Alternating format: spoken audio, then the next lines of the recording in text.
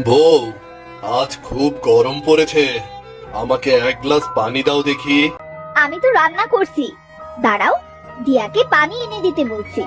দিয়া, এই দিয়া, তোর বাবাকে এক গ্লাস পানি দিয়ে আয় তো। বাবা, এই নাও পানি।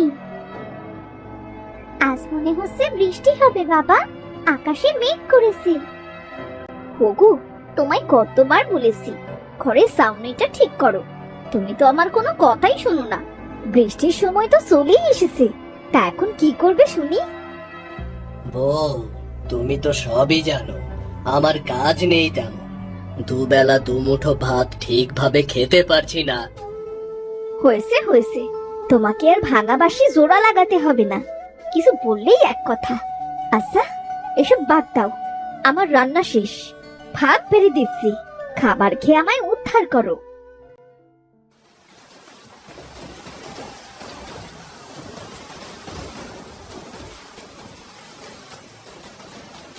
দেখেছো বাবা, কত জোরে বৃষ্টি হচ্ছে? আমি বলেছিলাম না আজ বৃষ্টি হবে। মনে হচ্ছে ঝড় উঠবে এবার। হে বিধাতা, তুমি আমাদের ঘরটাকে রক্ষা করো, দেখো ঘরটা যেন আমার ভেঙে না যায়।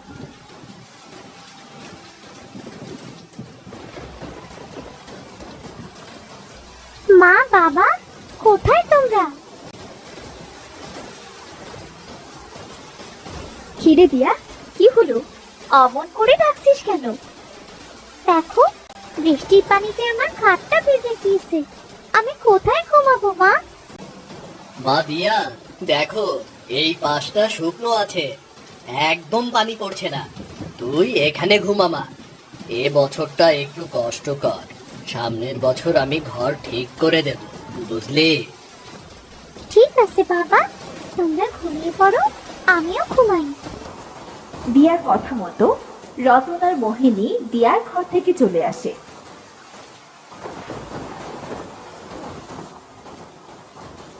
পরদিন সকালে সবাই যখন খেতে বসে, ঠিক তখন পাশের বাড়ি থেকে ইলিশ মাছের সুবাস বেরিয়ে আসে। বাহ, কি সুন্দর সুবাস বেরোচ্ছে বাবা, মনে হচ্ছে পাশের বাড়িতে ইলিশ রান্না হচ্ছে। আমারও তাই মনে হচ্ছে। এখন তো বৃষ্টি হচ্ছে খুব, এই বৃষ্টির দিনে পান্তা ভাতের সাথে ইলিশ ভাজা খেতে যা লাগবে না। বাবা, ও বাবা, আমারও ইলিশ মাছ ভাজা খেতে খুব ইচ্ছে করছে। ইলিশ মাছের তো অনেক দাম রে মা, এত টাকা আমি কোথায় পাবো? আমি এত কিছু জানি না বাবা, আমি পান্তা ইলিশ খাবো বলেছি ব্যাস। তুমি সেখান থেকে পারো ইলিশের ব্যবস্থা করো বাবা। এখন বৃষ্টির সময়, হাতে তেমন কোনো কাজ নেই, মেয়েটা আমার এমন সময় ইলিশ খেতে চাইলো, টাকা কোথায় পাই বলো তো গিন্নি? ইলিশের বাজারে যে আগুন। তুমি এসব নিয়ে ভেবো না তো, আমি দিয়াকে বোঝাবো। তুমি তাড়াতাড়ি খেয়ে নাও দেখি, গোয়াল ঘরে ছাগলটা ক্ষুধায় ছটফট করছে, ওকে দুটো খাবার দিতে হবে সে। তোমাকে বৃষ্টিতে ভিজতে হবে না, ছাগলকে খেতে আমিই দেবো গিন্নি, আসো। রতন চিন্তা করতে থাকে। মেয়েটা আমার কাছে কখনো কিছু আবদার করেনি, আজ প্রথম আবদার করলো, কি করা যায়? আরে, আমার তো একটা জাল আছে, মৃত্যুর সময় বাবা দিয়ে গিয়েছিল, আমি জালটা ব্যবহার না করে বাবার স্মৃতি হিসাবে রেখে দিয়েছি। এক কাজ করি, জঙ্গলের ভেতর যে নদীটা আছে না, ওখানে জালটা ফেলে দেখি তো। গিন্নি, ও গিন্নি, কোথায় তুমি? তোমাকে যে জালটা তুলে রাখতে বলেছিলাম না, সেটা দাও দেখি। দাঁড়াও, দিচ্ছি। এখন জাল নিয়ে কি করবে তুমি? জঙ্গলের ভেতর একটা নদী আছে, ওই নদীতে আমি একদিন কিছু ইলিশ মাছ দেখতে পেয়েছিলাম, গিয়ে দেখি কপাল ভালো থাকলে ইলিশ মাছ পেয়েও যেতে পারি, বুঝলে? এখনো ফোঁটা ফোঁটা বৃষ্টি পড়ছে, আর আকাশের অবস্থাও তো তেমন ভালো না। এখন তুমি জঙ্গলে যাবে? তাছাড়া জঙ্গলটাও তো তেমন ভালো না শুনেছি, অনেক ভয়ঙ্কর জীবজন্তু আছে সেখানে। তুমি চিন্তা করো না, আমার কিচ্ছু হবে না, আর তোমাকে বাজে কথা কে বলেছে? জঙ্গলের অনেক গভীরে থাকে ভয়ঙ্কর জীবজন্তু, নদীর কাছে তারা তেমন একটা আসে না, বুঝলে? তবে তুমি বৃষ্টি কম হলে যেও। মেয়েটা জীবনে প্রথম আমার কাছে একটা জিনিস চেয়েছে, সেটা যদি সঠিক সময় দিতে না পারি তাহলে মেয়েটার সামনে কেমন করে যাব আমি, বলো দেখিনি? তুমি তো আমার কোনো কথাই শুনবে না, সেটা আমি জানি। তোমার যা ইচ্ছে তাই করো। তবে আমি আসি। হে বিধাতা, তুমি দেখো ওনাকে, উনি যেন ভালোভাবে বাড়ি ফিরে আসেন। যাই, আমি বরং দুপুরের রান্নাটা সেরে নিই।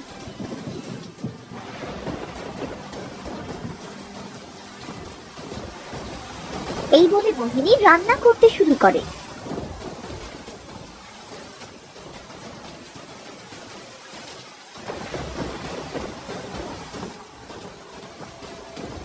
অন্যদিকে রতন হাঁটতে হাঁটতে জঙ্গলের ভেতর সেই নদীর কাছে চলে আসে। আরে, ওই তো একটা নৌকা, আশেপাশে তো কাউকে দেখছি না। এক কাজ করি, আমি এই নৌকায় করে নদীর মাঝখানে যে জাল ফেলে দেখি ইলিশ মাছ পাই কিনা।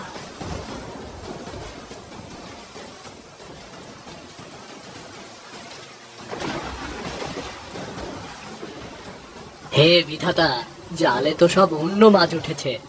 মেয়েটা তো আমার ইলিশ মাছ খাবে, দয়া করে একটা ইলিশ মাছ আমার জালে ফেলে দাও, হে বিধাতা গো। এই বলে রতন নদীতে আবারও জাল ফেলে। রতন তো জাল টেনে তুলে অবাক হয়ে যায়। বিধাতা আমার ডাক কবুল করেছে, কত মাছ উঠেছে জালে, সব ইলিশ মাছ। এই মাছগুলো নিয়ে বাড়ি যায়, মেয়েটা হয়তো আমার জন্য অপেক্ষা করছে। এই বলে যখন রতন ইলিশ মাছ নিয়ে ঘাটে ফিরে আসছিল, ঠিক তখন আকাশে ঘন মেঘে ভরে যায়, বজ্রপাত হতে শুরু করে, আর সাথে সাথে ঝড় বৃষ্টি শুরু হয়ে যায়। এ কি, আমি ঘাটে কেমন করে ফিরবো? প্রচুর ঝড় উঠেছে তো, ঝড়ে আমার নৌকাটা চারদিক ঘুরছে, এখন কি করি আমি? হে বিধাতা, এবার বুঝি রক্ষা নেই, মনে হয় না আর বাঁচবো আমি তলিয়ে যাচ্ছি। হে বিধাতা, একটা পথ দেখাও।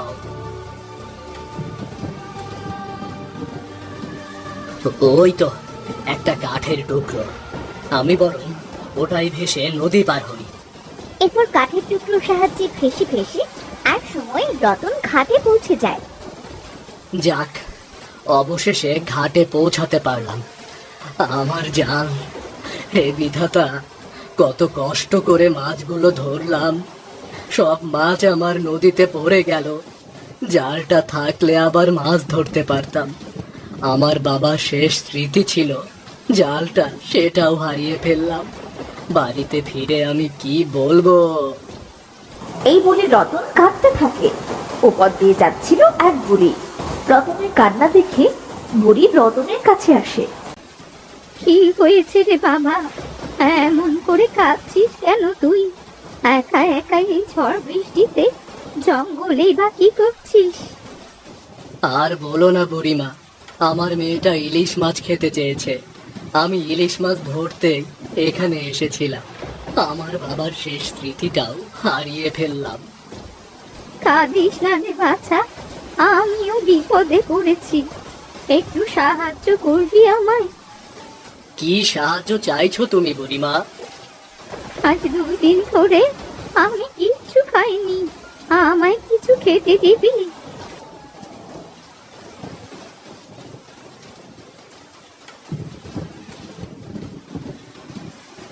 বুড়িমা, এটা মাথায় দাও, দেখবে তোমার গায়ে আর বৃষ্টির পানি পড়বে না। ধন্যবাদ তোকে বাবা। বুড়িমা, আমার কাছে তো কোনো খাবার নেই, তুমি এখানে বসো, আমি দেখছি কোনো খাবার পাই কিনা। ঠিক আছে রে বাবা।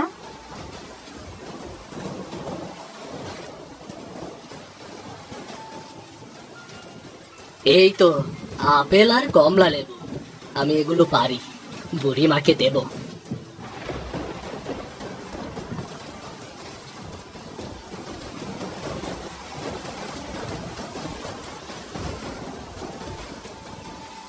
এই নাও বুড়িমা, এগুলো তুমি খাও। অনেক খুঁজে তোমার জন্য এনেছি। ধন্যবাদ বাবা। এ কি, কে কে তুমি? কে তুমি? আমাকে মারবে নাকি? ভয় পেও না রতন, আমি এক পড়ি, তোমার কোনো ক্ষতি করবো না। তুমি পড়ি? হ্যাঁ রতন, তোমার খুব ভালো মন। এই ঝড় বৃষ্টিতে নিজের জীবনের কথা না ভেবে তুমি আমার জন্য খাবার এনেছো। তুমি এখানে দাঁড়াও, আমি তোমার জাল এনে দিচ্ছি। আরে আমার জাল? এটা তো আমার জাল। তোমাকে অনেক ধন্যবাদ পড়ি। আমার বাবার শেষ স্মৃতি আমার কাছে ফিরিয়ে দিয়েছো তুমি। তোমরা অনেক গরিব তাই না রতন? হে পড়ি, আমরা খুব গরিব, দুবেলা দুমুঠো খেতে পারি না। মেয়েটা আমার কাছে কখনো কিছু আবদার করেনি, এই প্রথম ইলিশ মাছ খেতে চেয়েছে, এজন্য তো জঙ্গলে আসা। তোমাকে তো ইলিশ মাছ ধরার কাহিনী বললাম, কপালটাই খারাপ আমার, মেয়েটার আবদার রাখতে পারলাম না। খেদো না রতন, তোমার চোখে পানি মানায় না। তোমার মনটা অনেক ভালো, তাই আমি তোমায় কিছু উপহার দিতে চাই রতন। কি উপহার দিতে চাও তুমি পড়ি? বৃষ্টির সময় তো, তাই তোমার মেয়ে ইলিশ খেতে চেয়েছে, আর এই জন্য ইলিশ মাছগুলো তোমায় উপহার দিলাম। সত্যি? ওরে, তোমাকে ধন্যবাদ দেবার মতো ভাষা আমার জানা নেই। তুমি আমার অনেক বড় উপকার করলে। তোমার খুশি দেখে খুব ভালো লাগছে, তুমি অল্পতেই অনেক খুশি হও। তবে মনে রেখো, এগুলো সাধারণ ইলিশ নয়, এই ইলিশের পেটে একটা করে সোনার মোহর আছে। তুমি চাইলে এগুলো চাষ করতে পারো। এই ইলিশের পেটে যতগুলো ইলিশ জন্মাবে, সবার পেটে সোনার মোহর থাকবে। আমি স্বপ্ন দেখছি না তো? তুমি স্বপ্ন দেখছো না, এটাই বাস্তব। এবার আমি আসি তবে, আমার জন্য পরিরাজ্যের সকলে অপেক্ষা করছে। ঠিক আছে পড়ি। পরি রতনের কাছ থেকে বিদায় নিয়ে চলে যায়। রতন ও পরি দিয়া ইলিশ মাছের পাত্র নিয়ে বাড়ি চলে আসে।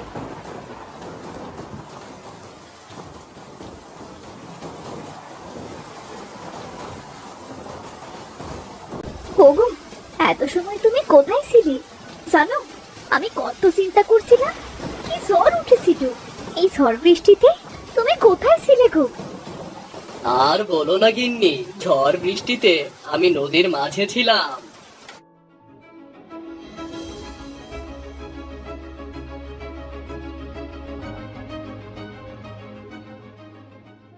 কি বলছো কি তুমি?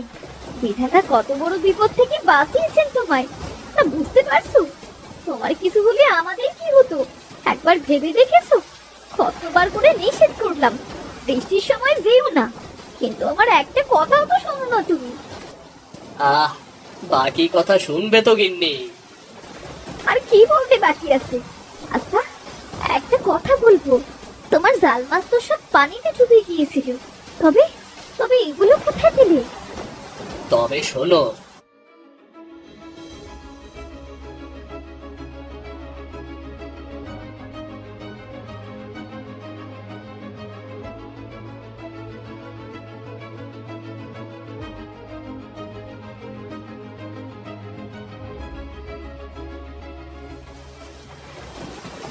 এটা কি আমি সত্যি শুনলাম? ইলিশগুলোর পেটে সোনার মোহর আছে? বিধাতা বুঝি এবার আমাদের মুখ তুলে চাইতেন। আচ্ছা, আমি দুটো মাছ কেটে মেয়েটার সামনে রেখে দিচ্ছি, মেয়েটাকে রান্না করে খাবো, আর বাকি মাছগুলো তুমি চাষ করো। ঠিক আছে গিন্নি, কিন্তু এই ইলিশগুলো আমি কোথায় চাষ করব শুনি? বাবা, আমি আড়াল থেকে সব শুনেছি তোমাদের কথা। আমি বলি কি, আমাদের তো তেমন কোনো জমি নেই, আমাদের বাড়ির উঠোনে একটা ছোট্ট পুকুর কাটো না বাবা, সেখানেই আমরা ইলিশগুলো চাষ করব। বুদ্ধিটা খারাপ দৃষ্টিবা। আমি তবে পুকুর কাটা শুরু করি। এখন বৃষ্টির সময়, পুকুর বৃষ্টির পানিতে ভরে যাবে, পানির জন্য আর চিন্তা করতে হবে না। দাঁড়াও, আমি আগে ইলিশ মাছ রান্না করে দিচ্ছি, সবাই একসাথে খেয়ে তবেই পুকুর কাটার কাজ শুরু করো। এরপর মোহিনী একটা বটি এনে ইলিশ মাছ কাটে, আর ইলিশের ভিতর থেকে বেরিয়ে আসে সোনার মোহর। সবাই সোনার মোহর দেখে তো খুব খুশি হয়। গিন্নি, তুমি রান্না করো, আমি মোহর দুটো শ্যাকরার কাছে বিক্রি করে আসি। ঠিক আছে, যাও।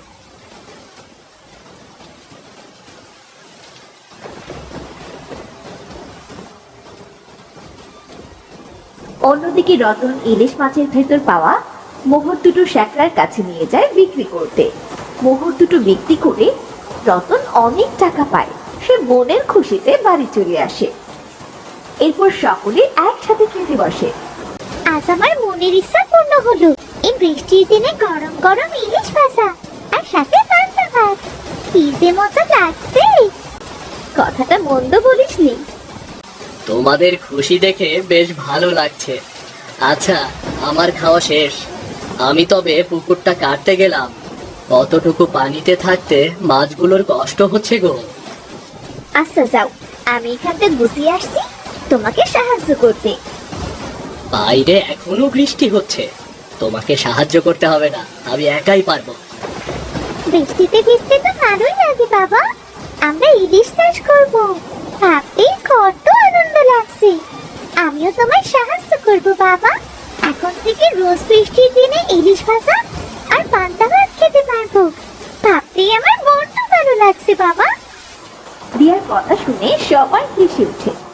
এরপর রতন পুকুর কাটতে চলে যায়। কিছুক্ষণের ভেতর তারা পুকুর কেটে সম্পূর্ণ করে। পুকুর কাটা তো শেষ, এখন পুকুরে পানি দরকার। আমি বলি কি, আমরা কিছু পানি এনে পুকুরে দিই, এরপর ইলিশগুলো ছেড়ে দিই। পরে যখন জোরে বৃষ্টি হবে তখন বৃষ্টির পানিতে পুকুর ভরে যাবে। কথাটা মন্দ বলিসনি। আমি তবে কল থেকে পানি নিয়ে আসছি। আমি আর বাবাও তোমায় সাহায্য করছি মা।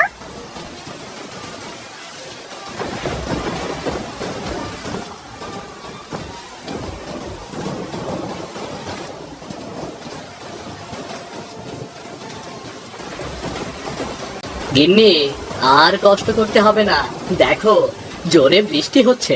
তোমরা ঘরে যাও, আমি ইলিশ মাছগুলো এনে পুকুরে দেই।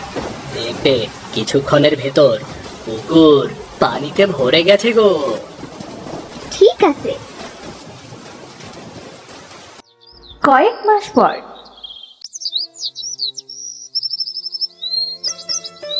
বাবা দেখো কত ইলিশ।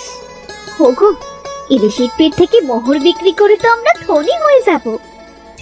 ইলিশের পেট থেকে মোহর নিয়ে ইলিশগুলো বাজারে অল্প টাকায় বিক্রি করবে বাবা, যাতে আমাদের মতো গরিব মানুষ ইলিশ মাছ কিনে খেতে পারে। হ্যাঁ রে মা,